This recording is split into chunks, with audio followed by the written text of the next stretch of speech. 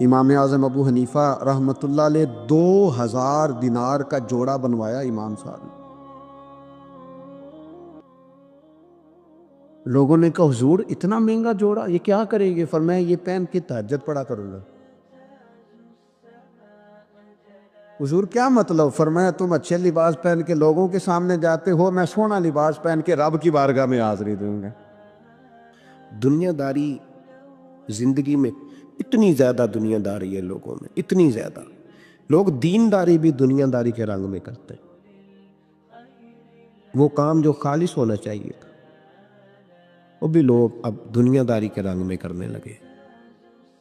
کہیں ان جگہوں پہ لوگ جا کے اپنا پیسہ خرچ کرتے ہیں جہاں رش زیادہ ہو، وہاں جا کے پیسے دیں گے، ذرا اعلان لمبا چوڑا ہوگا۔ آپ بڑا اشتہار پہ نام لکھ دیں بڑے چودھری صاحب کا، اور راضی ہو جائیں گے۔ وہ خالص دینداری جس میں کوئی شائبہ نہیں ہونا چاہیے تھا دنیا کا، وہ بھی اب لوگ اس رنگ میں۔ اور یاد رکھیں میرا رب بڑا سخت امتحان لیتا ہے دنیا دار کا۔ جب بندہ دنیا داری کے پیچھے بھاگتا ہے تو اللہ اس کے لیے رستے بناتا جاتا ہے، کہتا چل لے، کتنے پیسے لے گا؟ وہ جہاں ہاتھ رکھتا ہے نا اس کو دولت ملتی جاتی ہے، وہ دیتا جاتا ہے۔ پتہ اس سے تب چلتا ہے جب اللہ اس سے دعا کی لذت چھین لیتا ہے۔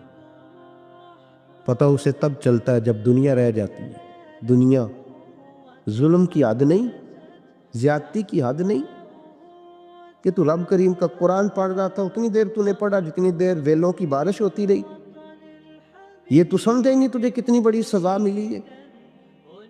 تو نے سوچا ہی نہیں ہے کہ تو نعت پڑھ رہا تھا اور اتنی دیر تیری زبان پہ رہی جب تک پیسوں کی بارش ہوتی رہی۔ تو سمجھا ہی نہیں کہ تو صرف اس مرید سے راضی ہے جو نوٹ لے کے آتا ہے؟ نیک ہے یا نہیں ہے؟ یہ تیرے لیے سزا نہیں کہ جس دن گاہک زیادہ آئے تو نے نماز ہی چھوڑ دی؟ یہ سزا نہیں تیرے لیے؟ تو سمجھا ہی نہیں اس بات کو؟ اللہ سزا دیتا ہے۔ تو نے اولاد مانگی، رب کریم نے دے دی۔ اگر تو پلٹ کے نہیں آیا تو پھر وہ اولاد تیرے لیے آزمائش ہے۔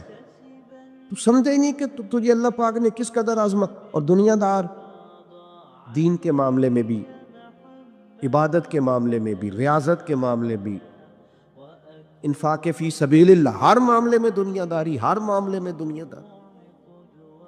چھوڑ دیں اس کو، کچھ دیر کے لیے نکلا کریں، کچھ دعائیں خالص مانگیں جن میں خدا مانگے، اللہ مانگے، اللہ کا رسول مانگے۔ دنیا داری چھوڑ دیں کچھ دیر کے لیے۔ ایک صحابی ہیں، بخاری شریف صحیح سند کی حدیث ہے، کلمہ پڑھا، کچھ دنوں کے بعد مال غنیمت آیا، نبی پاک صلی اللہ علیہ وسلم مال تقسیم کر رہے تھے تو میرے حبیب نے اس صحابی کو بھی دیا، فرمایا یہ رکھ لے۔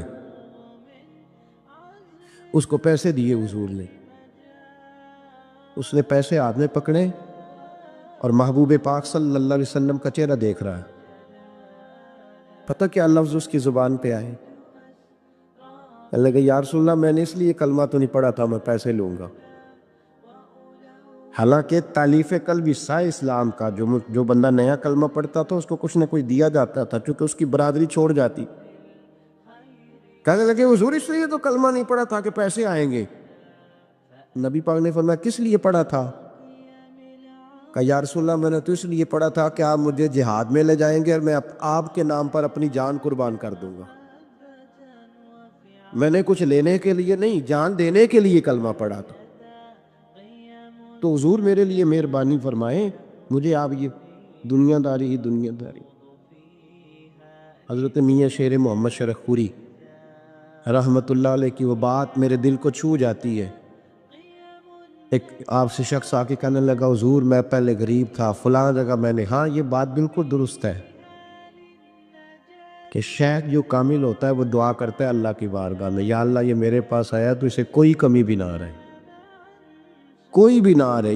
یہ تو اس کی اپنی درویشی ہے نا کہ وہ یہ بات کہے، تو اپنا رنگ ہے اس کا۔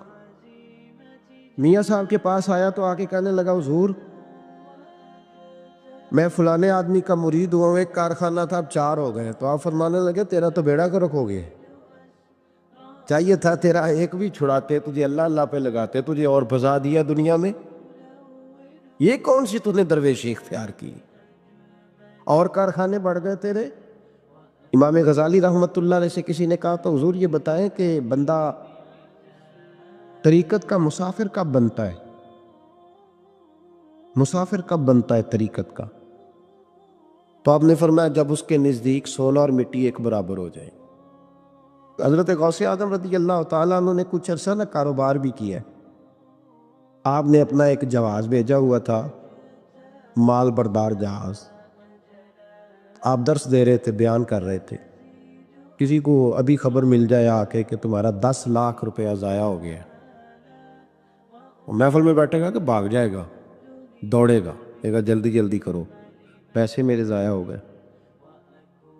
حضور غوث اعظم رضی اللہ تعالیٰ عنہ کے کان میں آ کے کہا کہ حضور وہ جو آپ کا مال بردار جہاز تھا نا، وہ دریا کے اندر آ رہا تھا تو ڈوب گیا سارا، بڑا افسوس ہے۔ تو آپ فرمانے لگے چپ کر جا، اتنی ضروری بات تھی جو تقریر کے دوران ہی تو نے آ کے بتا دی ہے، ڈوب گیا تو ڈوب جائے، کوئی عرض نہیں، چھوڑ چھوڑ۔ یہ لفظ آپ نے کہے تو وہ بندہ بیٹھ گیا ڈر کے، ایک اور آیا بھاگا بھاگا پیچھے سے، کہنے لگا حضور مبارک ہو، مبارک ہو، مبارک ہو۔ کیا ہوا؟ کہنے لگا حضور وہ جو آپ کا مال بردار جہاز دریا میں ڈوب گیا تھا نا، وہ واپس اوپر آ گیا ہے۔ آپ فرمانے لگے چپ کر جا، کوئی اتنی ضروری بات تھی جو دوران تقریر ہی تو نے مجھے سنا دی ہے، چپ کر جا، کوئی ضروری بات تھی، چھوڑ۔ آ گیا چلا گیا، دنیا کا مال تھا، مجھے خبر دینی ہو تو یہ دینا کہ میرا رب راضی ہو گیا ہے، مجھے خبر دینی ہو تو یہ دینا کہ میرے رسول کی طرف سے پیغام آیا ہے، یہ خبر دینا کہ آج کسی نے کہا ہے کہ تجھے وہاں یاد۔ یہ کون سی خبریں ہیں؟ دنیا داری کے معاملات۔ مبارک ہو جی، مبارک۔ کس بات کی؟ تیری کمیٹی نکل آئی ہے، بڑی مبارک ہے بھئی، حد ہو گئی، کیسی مبارک، کس طرح کی مبارک؟ حضرت ابو الحسن خرقانی بہت بڑے درویش تھے، محمود غزنوی مرید تھا، محمود غزنوی بادشاہ وقت اور بو علی سینا جیسے سائنسدان آپ کے مرید تھے۔ ایک دن سر میں خارش ہونے لگی تو خادم کو بلایا، خادم کو، کہنے لگے یار دیکھنا کہ جوئیں تو نہیں پڑ گئی میرے سر میں۔ اس نے کہا حضور آپ اس طرح کریں، ذرا کرتے کے بٹن کھولیں، پیچھے کریں تو میں نا ایک تیل ہے اس کو رگڑتا ہوں، سنا ہے وہ تیل سر میں ڈالیں تو جوئیں جو ہوتی ہیں نا باہر نکل آتی ہیں۔ وہ بٹن پیچھے کیا ہوا ہے، وہ خادم تیل لگا رہا ہے اور تلاش کر رہا ہے کہ جوں مل جائے۔ بن سور کے بیٹھتے ہیں لوگ، ایسا نہ ہو کہ کسی کو پتہ چل جائے، بلکہ ریڈی میڈ تیاری کر کے آتے ہیں لوگ، بڑی زبردست۔ حضرت ابو الحسن خرقانی رحمۃ اللہ تعالیٰ علیہ تو پہلے دن جو خادم تھا وہ جوئیں تلاش کر رہا ہے، تو پہلے دن محمود غزنوی ملنے آ گیا۔ بادشاہ سومناتھ کے مندر نہیں فتح ہوتے تھے، بڑے اس نے حملے کیے ہندوؤں پہ، پر وہ مندر نہیں فتح ہوتے، اس سے کسی نے کہا جا کسی درویش سے دعا کرا کے آ۔ وہ حضرت ابو الحسن خرقانی کے پاس دعا کرانے آیا پہلے دن، باہر شور ہونے لگا، اچانک آ گیا، شور ہونے لگا، آپ نے کوئی توجہ، خادم کرنے لگا حضور باہر پتہ نہیں کیا شور ہے، فرمایا چھوڑ یار میرے سر میں خارش بڑی ہو رہی ہے، شور بعد میں دیکھیں گے، جوں دیکھ کوئی ملتی ہے کہ نہیں، ادھر دیکھ۔ تھوڑی دیر گزری تو محمود غزنوی دروازے پہ آ گیا۔ جب وہ دروازے پہ آیا نا تو حضرت کا تو سر جھکا ہوا تھا، خادم دیکھ رہا، اس نے دیکھا تو کہنے لگا اوہ حضور یہ دیکھیں کیا ہو گیا۔ فرمانے لگے کیا ہوا؟ لگا حضور بادشاہ آپ کے دروازے پہ آ گیا۔ فرمانے لگے چھوڑ یار، میں سمجھا تھا کوئی جو تیرے ہاتھ لگ گئی ہے، بادشاہ آ گیا تو کیا ہوا؟ میں نے کہا جو مل گئی ہے، کوئی جو مجھے ستا رہی تھی، بادشاہ آیا تو آنے دو، بادشاہ آیا تو آنے دو۔ اللہ اکبر۔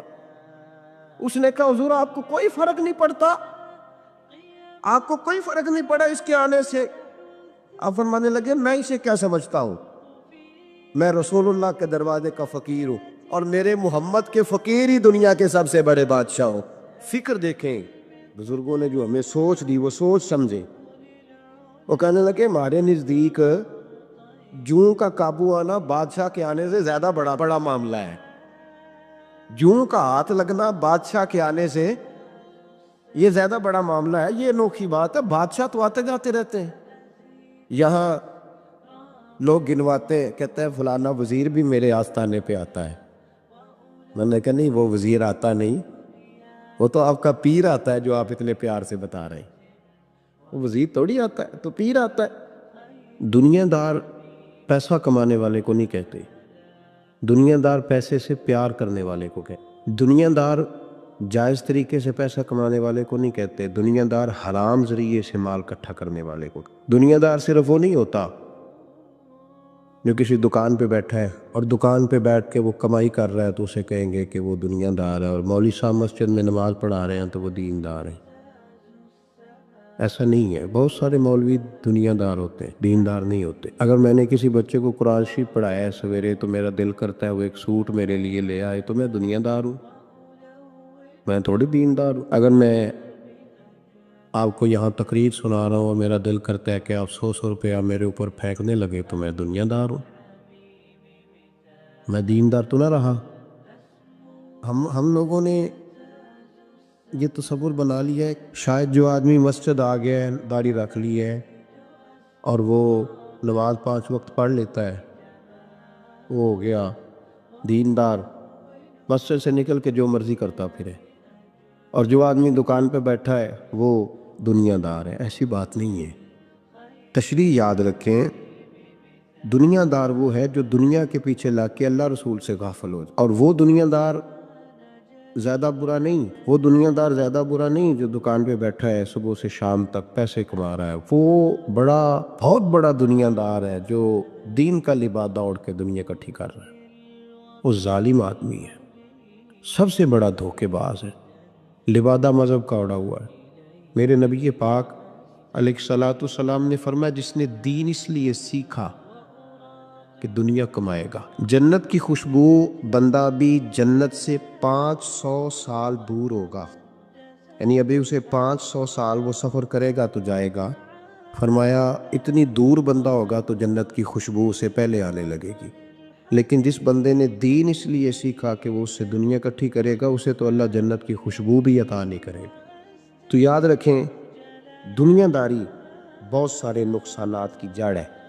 پیسے کی طلب, پیسے کا پیار, الہاکم التکاثر حتی زرتم المقابر.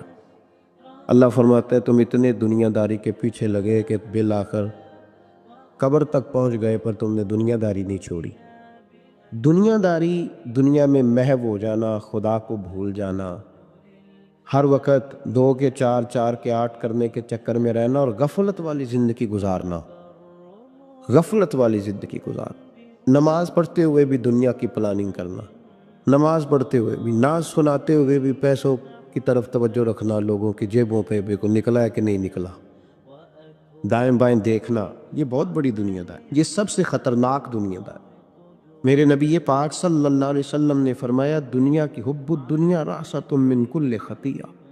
فرمایا دنیا کی محبت ہر گناہ کی, ہر برائی کی جڑ ہے.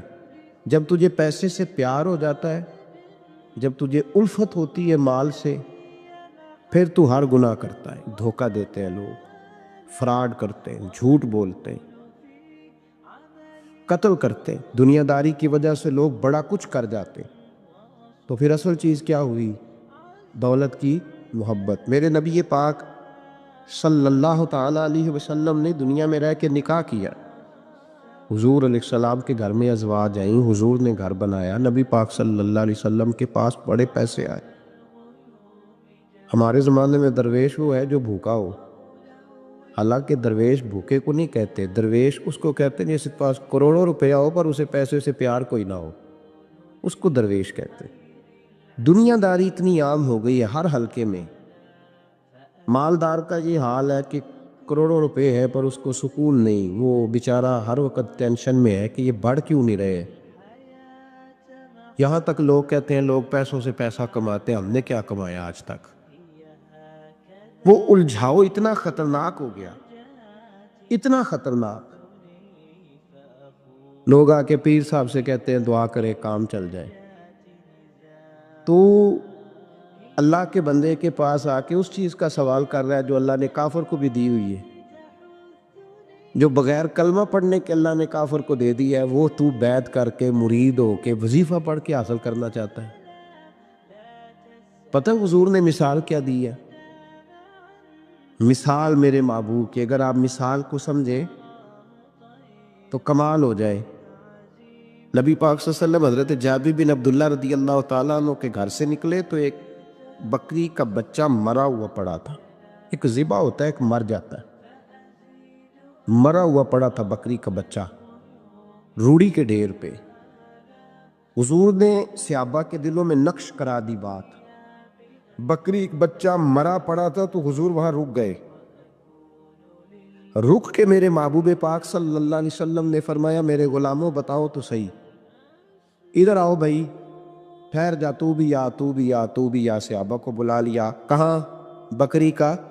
بکری کا بچہ کیا ہوا تھا؟ اس کو مر گیا تھا، بکری کا بچہ مر گیا۔ حضور نے بلایا، کھڑا کیا، فرمایا یہ بتاؤ اس مرے ہوئے بکری کے بچے کی جو اس کا مالک تھا اس کی نظر میں کیا قدر ہے،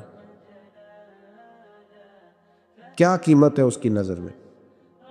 یہاں روڑی کے ڈھیر پہ پھر سمجھیے بات کو، مثال کو سمجھیے۔ نبی پاک صلی اللہ علیہ وسلم نے فرمایا یہ مرا ہوا پڑا ہے، یہ مرا ہوا پڑا ہے بکری کا بچہ، یہ تمہارے سامنے ہے، بتاؤ اس کا جو مالک تھا اس کی نظر میں اس کی کیا قدر ہے؟ عرض کی یا رسول اللہ صلی اللہ علیہ وسلم کوئی قدر ہوتی تو بیچارہ روڑی کے ڈھیر پہ ہوتا، کوئی قدر نہیں، صفر ہے۔ کیا انداز ہے، کیا تشبیہ ہے، کیا سمجھانے کا۔ محبوب سمجھایا نہیں کرتے تھے، بات پلا دیا کرتے تھے، نقش ہو جاتی تھی دلوں، نقش کر دی میرے محبوب نے، بات سمجھائی تو نقش کر دی۔ فرمایا میرے غلاموں یہ اس کی کوئی قیمت نہیں تھی تو تب روڑی کے ڈھیر پہ پھینک دیا نا اسے مالک نے۔ فرمایا اگر اللہ کی نظر میں دنیا کے مال کی اتنی بھی قیمت ہوتی جتنی مرے ہوئے بچے کے مالک کی اس کی نظر میں قدر ہے، اتنی بھی قیمت ہوتی، اور پھر بات آگے بڑھائی، فرمایا یہ تو پھر بکری کا بچہ ہے نا، اگر اللہ کی نظر میں دنیا کے مال کی قدر اور قیمت مچھر کے پر کے برابر بھی ہوتی تو خدا کبھی کافر کو ایک گھونٹ پانی کا بھی نہ دیتا کہ تو مجھے مانتا نہیں اور میں تجھے دنیا دوں، میں تجھے دوں۔ فرمایا اگر اس کی نظر میں مچھر کے پر کے برابر بھی ہوتی تو اللہ کبھی ایک گھونٹ پانی کا کافر کو۔ میں کہتا ہوں یار جو چیز اللہ نے نہ ماننے والے کو دی ہے، منکر کو دی ہے، تو اس کے لیے دعائیں کر رہا ہے، جو نہ ماننے والے کو اس نے دے دی تو اس کے پیچھے بھاگ رہا ہے، تو صبح و شام اس کی منصوبہ بندی کر رہا ہے۔ صوفی کے لیے، درویش کے لیے، راہ طریقت کے مسافر کے لیے، مسلمان کے لیے سب سے زیادہ یہ ہے کہ وہ زہر پیتا ہے اگر دنیا کی محبت میں جیتا ہے۔ اگر کسی دنیا دار کو دیکھ کے کسی درویش کا، کسی اللہ والے کا دل مچلتا ہے کہ یہ پیسے میرے پاس ہوتے تو اس شام اسے نماز میں مزہ نہیں آئے گا، گئی اس کی قرآن پاک کی لذت، اس کا درود میں دل کیسے لگے گا؟ تو ساری رات خواب دیکھتا رہا ڈالروں کے، یورو کے، پاؤنڈ کے، کیسے اس کی توجہ آئی؟ اس کو کیا پتا مکے کی لذت کیا ہے، مدینے کا پیار کیا ہے، اس کو یہ کیفیات نصیب ہی نہیں ہو سکتی۔ سیدہ عائشہ صدیقہ کہتی ہیں زمانہ سو جاتا اور میرے رسول مصلی بچھا کے کھڑے ہو جاتے، او یار کھیتی باڑی کر کے نہیں، محنت مزدوری کر کے نہیں، جناب عائشہ کہتی ہیں میں یہ بھی دیکھتی کہ حضور ایک آیت شروع کرتے تو ساری رات اسی کو پڑھتے، اور میری نظر جاتی تو قدم مبارک پہ ورم آ جاتا۔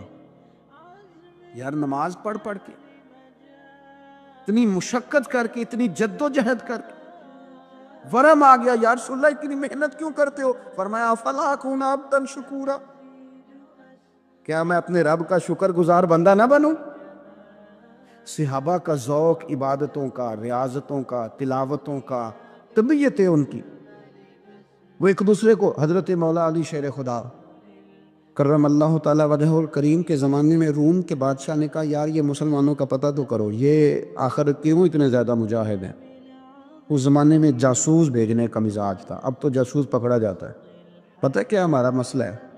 ہم جہاں جاتے ہیں نا وہاں تھوڑی خوشبو سونگنے کی کوشش کرتے ہیں، وہ کیا ہے تو یہ کیا ہے تو ادھر کیا ہے تو تھوڑا سا ادھر کیا ہے۔ میرے رسول پاک پڑھیے درود شریف، سارے پڑھیے ذرا زور سے، صلی اللہ تعالی۔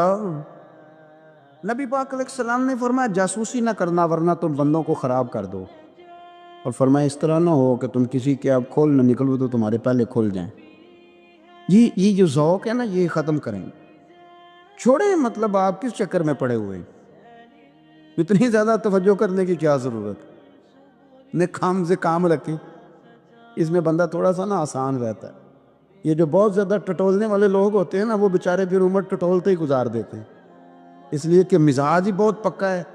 بوری کا منہ کھول کے اندر تک ہاتھ ڈالنا تو پھر کئی دفعہ سامنے سے بچھو بھی لڑ جاتا ہے، خرابی ہوتی۔ تو جاسوسی کی جاتی تھی، اس نے بھی جاسوس بھیجے، کیونکہ قبیلوں کے لوگ تھے، کچھ مسلم کچھ کافر، پہچانے نہیں جاتے تھے لوگ، تو کچھ لوگ اس نے بھیجے، انہوں نے آ کے نا تحقیق کی، ریسرچ کری کہ آخر ماجرا کیا ہے۔ تو واپس جا کے انہوں نے رپورٹ دی نا روم کے بادشاہ کو۔ اس رپورٹ کا ایک جملہ بڑا شاندار ہے، وہ کہنے لگا بادشاہ ہمیں مسلمانوں کی کوئی سمجھ نہیں آئی، ہمیں کوئی سمجھ نہیں آئی۔ انہوں نے کہا بھئی کیوں نہیں سمجھ آئی؟ کہنے لگے یار عجیب بندے ہیں، جب رات مصلے پہ بیٹھتے ہیں تو یوں لگتا ہے ان کا دنیا سے رشتہ ہی کوئی نہیں، کوئی کسی کو نہیں جانتا، کوئی اپنے دکھ سنا کے رو رہا ہے، کوئی اپنی بات کر کے رو رہا ہے، لگتا ہے کہ ان کے کوئی رشتہ ہے ہی نہیں جب مصلے پہ بیٹھتے ہیں۔ اور فرمایا جب سویرے یہ جہاد کرنے نکلتے ہیں تو لگتا ہے ان سے زیادہ دلیر ہی کوئی نہیں، حالانکہ جو مصلوں پہ رونے دھونے کے لوگ ہوتے ہیں وہ کئی دفعہ جہاد میں کام نہیں کرتے، لیکن عجیب لوگ ہیں کہ رات کے راہب ہیں، دن کے مجاہد ہیں، کوئی سمجھ نہیں آتی۔ میرے عزیز، ان لوگوں نے مصلی آباد کر کے رکھا، تلاوتیں ان کا ذوق رہی، منظر روز پڑھنا، اسباق پڑھنا، وظائف پڑھنا، یہ ان کا ذوق رہا۔ اعلیٰ حضرت بریلوی رحمت اللہ نے 1000 کتاب لکھی ہے، لیکن الوظیفۃ الکریمہ کے نام سے جو وہ صبح و شام وظائف پڑھتے تھے وہ الگ انہوں نے ان کو بیان کیا، پابندی کے ساتھ اپنی اللہ اللہ کرتے۔ شیخ شہاب الدین سہروردی رحمت اللہ علیہ، اس پر ایک بندے نے اعتراض کیا، اس نے کہا جی آپ کس قسم کے صوفی ہیں، مرید بیٹھے ہیں اور آپ وہاں نفل پڑھ رہے ہیں؟ یہ بھی بڑا مسئلہ ہوتا ہے نا، جو بندہ ملنے آتا ہے وہ اپنے ٹائم کے حساب سے آتا ہے، اور اس کا یہ بھی خیال ہوتا ہے کہ پیر صاحب جو ہیں وہ چونکہ درویش ہیں تو نہ انہیں روٹی کھانی چاہیے نہ سونا چاہیے، چونکہ وہ درویش ہیں، اور ہم چونکہ درویشوں کے ماننے والے ہیں، لہذا ہمارا یہ طریقہ ہونا چاہیے کہ جیسے ہم کہیں درویش ویسے ہی کر جائے۔ حالانکہ جس کو آپ درویش کہیں گے آپ اس کی مانیں گے، آپ منوائیں گے نہیں، ہمارا مزاج ہوتا ہے۔ شیخ شہاب الدین پر لوگوں نے اعتراض کی، حضور لوگ ملنے آئے ہیں، زیارت کرنے آئے ہیں، یہ بندے دعا کرانے آئے ہیں، اللہ اللہ کرانے آئے، اور آپ نفل پڑھ رہے ہیں، کیا جملہ ہے، کیا حسن ہے، کیا خوبصورتی ہے۔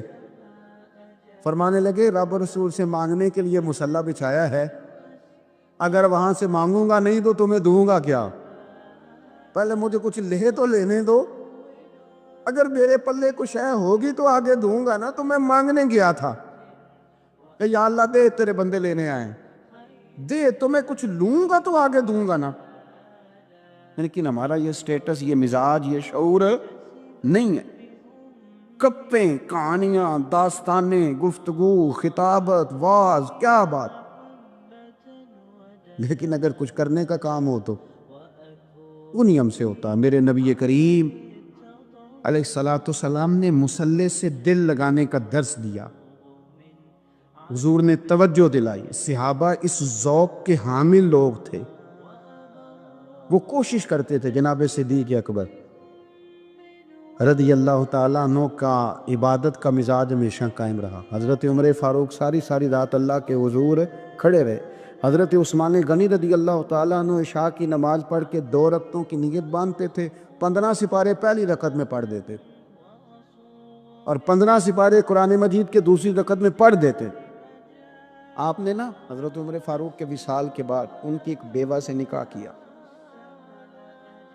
حضرت عثمان غنی نے نکاح کیا۔ وہ خاتون آپ کے نکاح میں آئیں تو عرض کرنے لگیں امیر المومنین میرے لیے اعزاز تو بہت ہے کہ میں امیر المومنین کی بیوہ تھی تو امیر المومنین کی منکوحہ ہو گئی ہوں، لیکن حضور نہ تو میں جوان ہوں کہ میرے اندر رغبت ہوتی اور نہ میں اب اس قابل ہوں کہ کوئی خدمت کر سکوں، میرے ساتھ نکاح کی وجہ کیا بنی؟ تو عثمان غنی رو پڑے، فرمانے لگے میں نے عمر فاروق کو مسجد میں اپنے رب سے ڈرتے ہوئے دیکھا، میں نے اسے روتے ہوئے دیکھا، عدل کرتے دیکھا ہے، انصاف کرتے دیکھا، امت کی خیر خواہی کرتے دیکھا۔ تمہارے ساتھ نکاح اس لیے کیا ہے کہ تم مجھے یہ بتاؤ کہ عمر فاروق گھر کے اندر اپنے رب کو کیسے راضی کرتے، گھر کے اندر کیسے راضی کرتے تھے، وہ طریقے بتلاؤ، تم بتاتی جانا اور میں بھی اسی طرح گھر میں عبادت کروں۔ میرے رسول کریم علیہ السلام نے ارشاد فرمایا، حضور فرمانے لگے جس گھر میں اللہ کا ذکر ہوتا ہے وہ گھر زندوں کا ہے، اور جس گھر میں رب کریم کا ذکر نہیں ہوتا وہ گھر زندوں کا نہیں ہے۔ گھر نا ہم نا کتابوں میں پڑھتے ہیں کہ ایک بزرگ کہتے ہیں، حضرت فضیل بن عیاض کہتے ہیں کہ میں ایک گلی سے گزر رہا تھا تو گھر کے اندر کسی قاری صاحب نے قرآن کی آیت پڑھ دی، وَلِمَنْ خَافَ مَقَامَ رَبِّهِ جَنَّتَانِ، میں تے میرے کانوں سے ٹکرائی تو اللہ نے میری کایا ہی پلٹ دی، میں توبہ کر گیا۔ اب گھر کے اندر سے آواز آئے تو صحیح نہ تلاوت کی، پر اندر سے آواز آتی نہیں ہے، ڈیک بجنے کی آواز آتی ہے، یا ٹی وی چلنے کی آواز آتی ہے، یا دھوم مچانے کی آواز آتی ہے۔ عبادت کا وہ جو خاص شوق تھا، وہ جو حسن تھا، وہ جو توانائی تھی، وہ جو بات تھی۔ ایک جگہ پہ ہم بیٹھے تھے تو وہاں ایک صاحب آئے اور انہوں نے آتے ہی کہا کہ مہربانی کریں ذرا مجھے مصلی دے دیں، میرے نہ کچھ نفل رہ گئے۔ تو میں نے وضو کر لیا تو کوئی مصلی مل جائے، مصلی انہیں دے دیا گیا، وہ مصلی لے کے چلے گئے تو پیچھے ایک صاحب نے تبصرہ کیا، کہنے نے کتنا ریاکار بندہ ہے، لوگوں کو دکھا رہا ہے کہ میں نفل پڑھتا ہوں، ہے کوئی بات کرنے والی؟ میں نے اسے کہا، میں نے کہا تو مہربانی کرنا اس طرح کی ریاکاری تو بھی کر، پکڑ مصلی اور جا تو بھی تھوڑی ریاکاری کر کے آ، اٹھ ذرا شکر کر، کوئی یہ ریاکار بھی ملا ہے، کوئی نفل پڑھ کے ریاکاری کر رہا ہے۔ اللہ کا میں کہتا ہوں کو پڑھے تو صحیح نہ یار، یہ کوئی دور ہے نفل پڑھنے کا؟ اس میں تو لوگوں کا مزاج ہی نہیں، طبیعت ہی نہیں۔ میں نے کہا چل مہربانی کر، یہ لے مصلی اور تو بھی جا تھوڑی سی، یا کاریا ریاکاری کرو تو صحیح نا، مزاج ہی نہیں، ذوق۔ جمعے کی نماز پڑھ کے یوں دنیا بھاگتی ہے، او ہو پتہ نہیں کون سی پیچھے آگ تھی جو بجھائی جائے گی، اور آج تک لوگ مسئلہ پوچھ رہے ہیں کہ جمعے کی بعد والی سنتیں کتنی ہوتی ہیں۔ میں نے کہا کتنے سال ہو گئے جمعہ پڑھتے، کتنے سال ہو گئے، ابھی تک سنتوں کا نہیں پتہ، ابھی تک نہیں علم کے پہلے کتنی رکھتے ہیں اور بعد میں کتنی رکھتے ہیں۔ فجر کی سنتیں کب پڑھنی چاہیے، سنو فجر کی سنتوں کے بارے میں۔ میرے رسول کریم سید عالم صلی اللہ تعالیٰ علیہ وسلم سے ایک صحابی نے پوچھا تھا، حضور میری فجر کی سنتیں رہ گئیں یا رہ جاتی ہیں تو حکم کیا ہے؟ کیا انداز ہے حضور کا؟ بخاری مسلم کے لفظ سنو، حضور سید عالم صلی اللہ علیہ وسلم فرمانے لگے، اس نے کیا پوچھا تھا، حضور جواب کیا دیتے ہیں؟ فرمایا فجر کی سنتیں کبھی نہ چھوڑنا، فجر کی پہلی 2 سنتیں کبھی نہ چھوڑنا۔ یا رسول اللہ صلی اللہ تعالیٰ علیہ وسلم میری رہ گئی ہیں، رہ جاتی ہیں۔ فرمایا فجر کی 2 سنتیں نہ چھوڑنا، فرمایا فجر کی پہلی 2 سنتیں مجھے دنیا اور دنیا کے اندر جو کچھ ہے وہ سب سے زیادہ پیاری ہے۔ فجر کی 2 سنتیں دنیا اور دنیا میں جو کچھ ہیں مجھے وہ سب سے زیادہ پیاری ہیں، اس لیے فجر کی سنتیں نہ چھوڑنا۔ اپنا ذوق، اپنی طبیعت، ہم نے نا ذوق غلط بنا لیا۔ اگر 20 بندے کہہ بھی دیں گے تو نے بڑی شاندار تلاوت کیا تو کیا اس سے بنے گا؟